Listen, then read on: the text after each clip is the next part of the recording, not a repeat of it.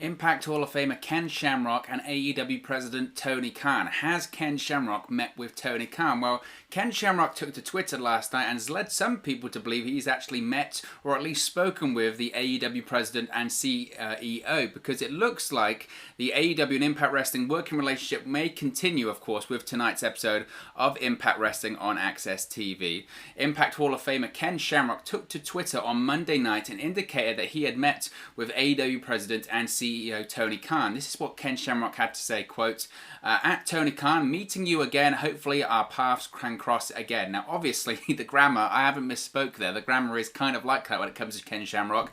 He obviously runs his own Twitter account, he doesn't have anyone else do it for him, so since he posted that, we haven't had any response from Tony Khan about Ken Shamrock or anything like that. We haven't had any response from Tony Khan saying that he has spoken with Ken Shamrock, he has met with him. We don't know at this point if this is part of the ongoing AEW and Impact Wrestling storyline. Of course, when it comes to Tony Khan in recent weeks, when it comes to these paid ads on Impact on Access TV, which I'm sure will continue tonight, by the way, in these recent ads, Tony Khan has said to anyone, you know, you're free to come over to AEW. He's recently invited Impact Wrestling stars to come over to AEW, so maybe, just maybe, Ken Shamrock could be a part of that. I suppose when you look at what Ken Shamrock is doing right now, he kind of doesn't really have anything major going on coming out of Hard to Kill, because of course I know in the build up to Hard to Kill he was involved in the Sami Callihan Eddie Edwards storyline. Of course they had the segment where Ken Shamrock was suspended, then he returned a couple of weeks ago. He helped lock up Alicia Edwards, and then they both, Sami Callihan and Ken Shamrock, attacked Eddie Edwards backstage. I don't think, you know, he's going to be doing that going forward. I don't know. He certainly didn't get involved at Hard to Kill during the Barbed Wire Massacre match, so it kind of feels like at the moment Ken Shamrock doesn't really have a lot going on when it comes to Impact. At the end of the day, regardless of your opinion on Ken Shamrock about his age, how he's being used with Impact, should he be on the TV program, etc., I have no problem with Ken Shamrock being on Impact Wrestling. Even at the age of 55, I think he looks better than mostly anyone will look at the age of 55. Even at the age of 55, he can still go in the ring. Is he the Ken Shamrock that was in the Attitude Era? Is he able to perform at that level now? Probably not, no. But he still does have a huge amount of name value. He still does have that legendary status. He still was the first ever world champion in Impact Wrestling history. He is an Impact Hall of Famer. And he does bring some eyeballs to the product. When he had his Impact Hall of Fame ceremony way back in October at Bound for Glory, the reason that you had the likes of The Rock, Bret Hart and others actually appearing even via video for Impact, which is huge, was because of having Ken Shamrock. That's what Ken Shamrock brings to Impact Wrestling.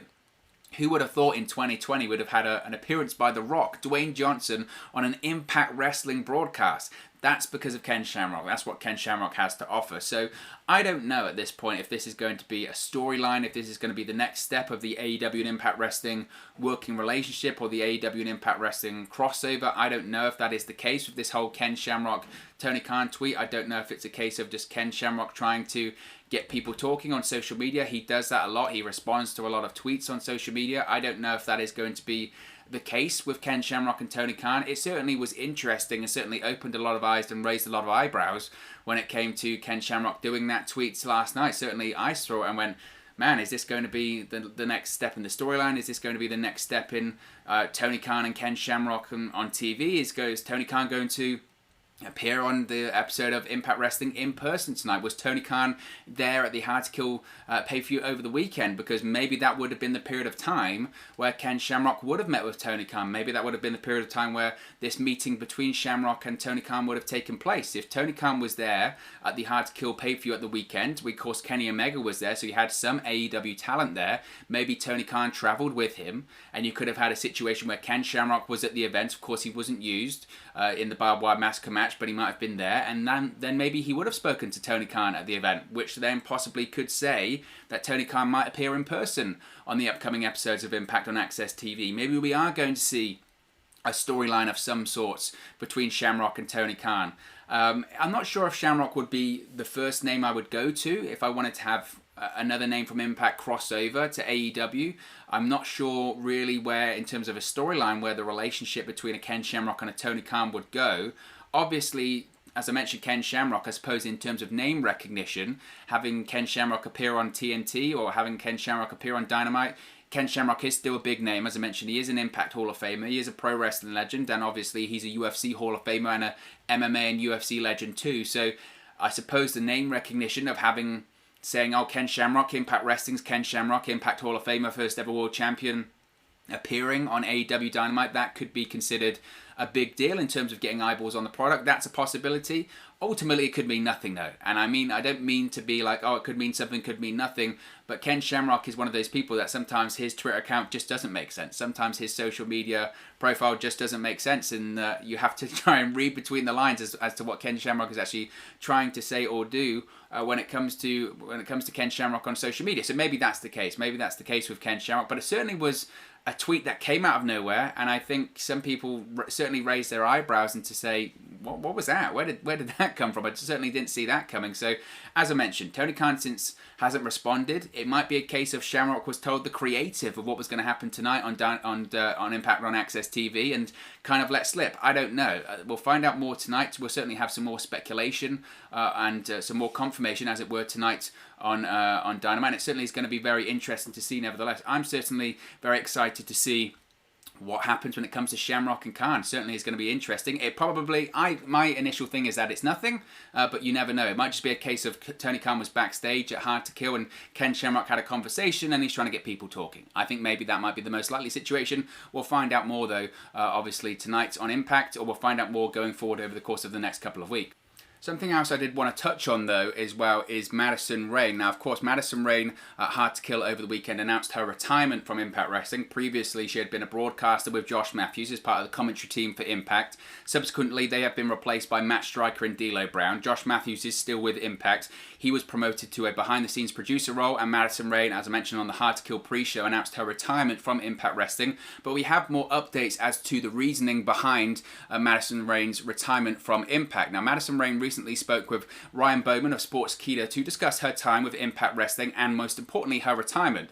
Now Saturday's Impact Hard to Kill pay-per-view saw Rayne announce her retirement from the pro wrestling industry. She and husband Josh Matthews had worked at the Impact announce table for the past 12 months, but now Rayne is moving on, and Matthews, as I mentioned, has been promoted to a senior producer role for the weekly Impact TV show and pay-per-view events. Now, Madison Rayne recently earned a college degree and is moving on from pro wrestling to pursue other opportunities outside of sports entertainment. It was recently reported that Madison Rayne was taking on a full-time non-wrestling job. Rayne commented on how now is the time to move on from pro wrestling. This is what she had to say, quote, "This business, I have given it so many years of my life, but it has given me infinitely more back to me. In that sense, the first 7 years of my daughter's life, I haven't been sitting behind a desk and been committed to a structured schedule, and I spent so much time with her that a lot of parents don't get in those early years. But I think now's the time to pivot and to, I just graduated from college in December, so it's time to put those student loan dollars and that degree to use." Rayne did admit, though, there will be some growing pains as she adjusts to the real world, a life away from professional wrestling and Impact. She said, quote, "It will be uncomfortable and I think there'll be some growing pains. I will miss it. I will have to figure out something to do. I will have to pick up, rock climbing or something to get my adrenaline rush fix." Rayne is leaving behind a legacy in the Knockouts division, and she said she appreciates her accomplishment, but she owes everything to wrestling fans. She said, quote, "It's so simple and the fans deserve so much more, but literally all I can say is thank you," an emotional Madison Rayne said. "Because I have outlived the expiration date that most people place on a female performer, and I've gotten to see places in the world I could never have imagined, and done things and met people that in my wildest dreams I could never imagine doing.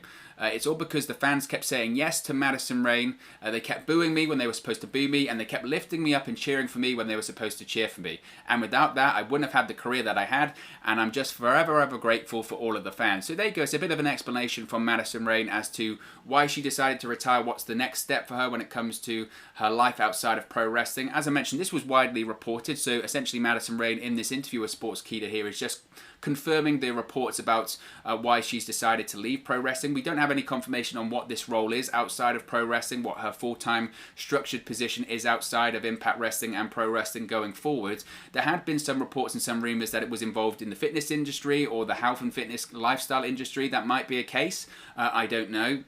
But as she mentioned, she graduated from college in December, so she's decided now it's the right time for her to move on and get a structured 9-to-5 position 5 days a week. And credit to her. Look, her legacy, as I mentioned, when it comes to professional wrestling, it's up there. It really is up there, especially when you talk about Impact Wrestling. Only 2 people have held more female championships than her in Impact Wrestling, that being Gail Kim and Angelina Love. They're the 2 people that have held more Knockouts championships than her in Impact. In addition to that, she's held every championship there is to hold in Impact Wrestling. She's a former Knockouts champion. She's a former Knockouts tag team champion. And when it comes to her role on commentary, look, as I mentioned before, and I'm kind of repeating myself here, but I was never the biggest fan of Madison Rayne. I was never a massive advocate for her work. I felt that she did a good job. I think she was kind of put in a difficult position. I'm not sure if she was completely comfortable with it or if it was the right use for her or the best use for her in Impact Wrestling. But there's no doubt in my mind, I think she did the best job that she could.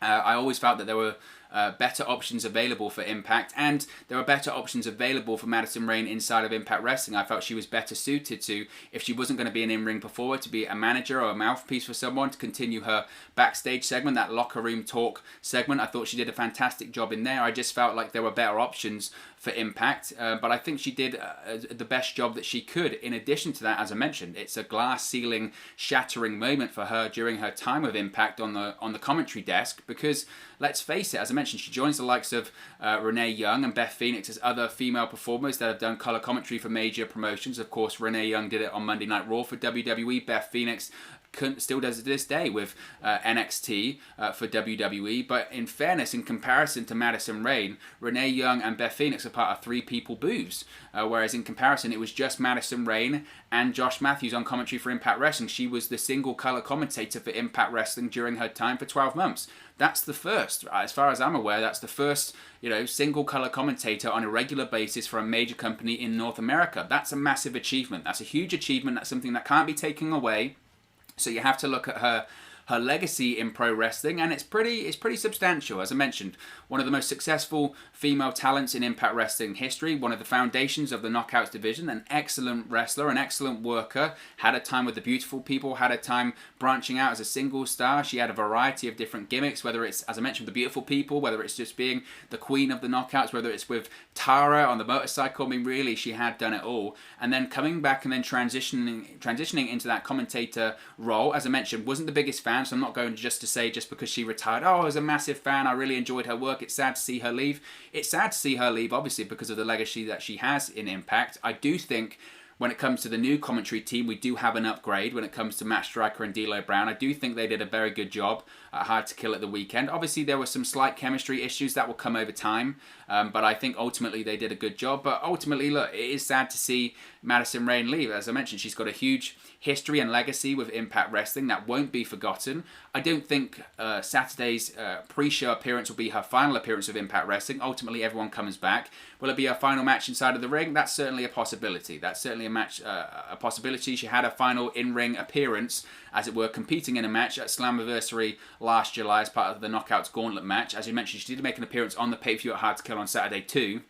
She and Gail Kim awarded the Knockouts Tag Team Championships to Fire and Flavor after their victory at Hard to Kill, but I think she'll probably be back for other appearances in the future. As I mentioned, there's only one Impact Hall of Famer that's currently a former Knockout. That would be Gail Kim, and I think Madison Rayne does fit into that category. I think at some point in the future, Madison Rayne will return, and I think she will eventually become an Impact Hall of Famer, because just considering her legacy, as I mentioned, considering that there have been only 2 more Knockouts to hold more Knockouts championships than her, considering, I mean, I think arguably the biggest part of her legacy probably will be that commentary run, because of how substantial and because of how groundbreaking it was to have a female on color commentary in a 2-person booth to do well in that position. I think that's a groundbreaking and glass ceiling shattering moment. There's no doubts there'll be young girls, females, women watching at home that say, look, if Madison Rayne can be a color commentator for Impact Wrestling, a major pro wrestling promotion and company in North America, then why can't I do it? So certainly it will serve as an inspiration to thousands and millions of females around the world. So she has to be credited for that. So obviously, as I mentioned, she leaves behind a huge legacy, and certainly one that won't be quickly forgotten. But of course, as always, this is just one man's opinion. What are your thoughts on Ken Shamrock possibly meeting with Tony Khan and Madison Rayne's reasoning behind her retirement from Impact Wrestling? Let me know your thoughts in the comment section below. I'll do my best to respond and reply to all of your comments. Really enjoy interacting with you guys, talking about Impact Wrestling, WWE, AEW, all things pro wrestling here on the channel. So be sure to get involved in the community, drop a comment below. All opinions are welcome. If you have enjoyed this video, please do smash a like on the like button too. Really just help us out here on YouTube, go up the rankings and get into people's recommendation feeds if they haven't seen our videos previously. But most importantly, if you haven't already, please do subscribe to Wrestle News 365. You can do that by clicking the bottom right hand corner of the screen right now, or if you wait a few seconds, there'll be a subscribe button at the end of this video along with another video for you to watch. Thank you very much for watching, listening, streaming, or however you come across this video today, and I'll speak for you again very, very soon.